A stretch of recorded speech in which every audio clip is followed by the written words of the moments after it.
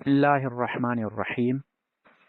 سیرت النبی کی اس نشست میں ہمارا موضوع ہے رسول اللہ صلی اللہ علیہ وسلم کے والد مکرم عبداللہ۔ ان کی والدہ کا نام فاطمہ تھا اور وہ عمرو بن عائض بن عمران بن مخزوم بن یقظہ بن مرہ کی صاحبزادی تھی۔ عبد المطلب کی اولاد میں عبداللہ سب سے زیادہ خوبصورت، پاک دامن اور چہیتے تھے اور ذبیح کہلاتے تھے۔ ذبیح کہلانے کی وجہ یہ تھی کہ جب عبد المطلب کے لڑکوں کی تعداد پوری 10 ہو گئی اور وہ بچاؤ کرنے کے لائق ہو گئے تو عبد المطلب نے انہیں اپنی نظر سے آگاہ کیا۔ سب نے بات مان لی۔ اس کے بعد عبد المطلب نے قسمت کے تیروں پر ان سب کے نام لکھے اور حبل کے قیم کے حوالے کیا۔ قیم نے تیروں کو گردش دے کر قرعہ نکالا تو عبداللہ کا نام نکلا۔ عبد المطلب نے عبداللہ کا ہاتھ پکڑا، چھری لی اور ذبح کرنے کے لیے خانہ کعبہ کے پاس لے گئے، لیکن قریش اور خصوصاً عبداللہ کے ننہال والے یعنی بنو مخزوم اور عبداللہ کے بھائی ابو طالب نے ان کو روک لیا۔ عبد المطلب کو مشورہ دیا گیا کہ وہ کسی خاتون عرافہ کے پاس جا کر حل دریافت کریں۔ عبد المطلب ایک عرافہ کے پاس گئے۔ اس نے کہا کہ عبداللہ اور 10 اونٹوں کے درمیان قرعہ اندازی کریں۔ اگر عبداللہ کے نام قرعہ نکلے تو مزید 10 اونٹ بڑھا دیں۔ اس طرح اونٹ بڑھاتے جائیں اور قرعہ اندازی کرتے جائیں یہاں تک کہ اللہ راضی ہو جائے۔ پھر اونٹوں کے نام قرعہ نکل آئے تو انہیں ذبح کر دیں۔ عبد المطلب نے واپس آ کر عبداللہ اور 10 اونٹوں کے درمیان قرعہ اندازی کی، مگر قرعہ عبداللہ کے نام نکلا۔ اس کے بعد وہ 10 اونٹ بڑھاتے گئے اور قرعہ اندازی کرتے گئے، مگر قرعہ عبداللہ کے نام ہی نکلتا رہا۔ جب 100 اونٹ پورے ہو گئے تو قرعہ اونٹوں کے نام نکلا۔ اب عبد المطلب نے انہیں عبداللہ کے بدلے ذبح کیا اور وہیں چھوڑ دیا۔ کسی انسان یا درندے کے لیے کوئی رکاوٹ نہ تھی۔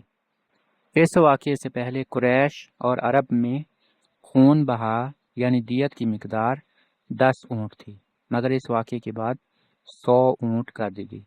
اسلام نے بھی اس مقدار کو برقرار رکھا۔ نبی صلی اللہ علیہ وسلم سے آپ کا یہ ارشاد مروی ہے کہ میں 2 ذبیحوں کی اولاد ہوں، ایک حضرت اسماعیل علیہ السلام اور دوسرے آپ کے والد عبداللہ۔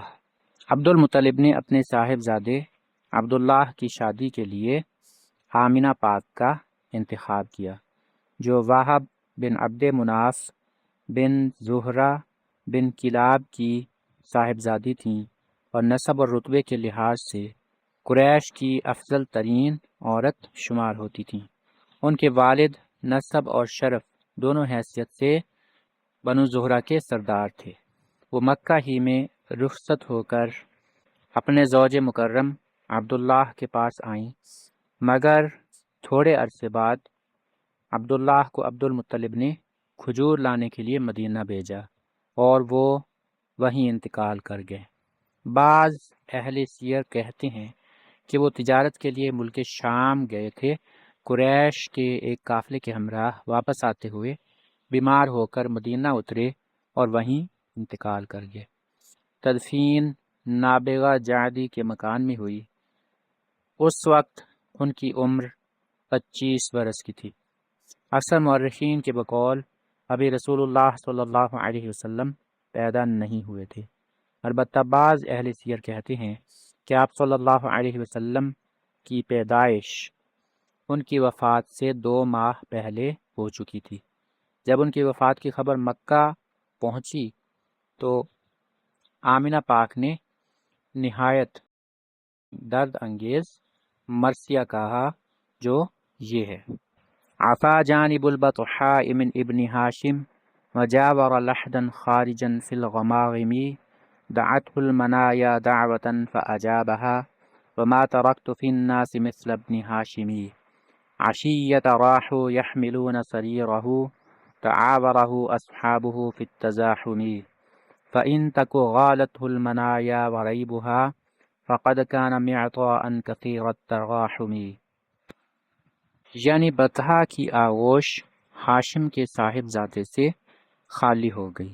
وہ بانگ و خروش کے درمیان ایک لحد میں آسودہ خواب ہو گیا۔ اسے موت نے ایک پکار لگائی اور اس نے لبیک کہہ دیا۔ اب موت نے لوگوں میں ابن ہاشم جیسا کوئی انسان نہیں چھوڑا۔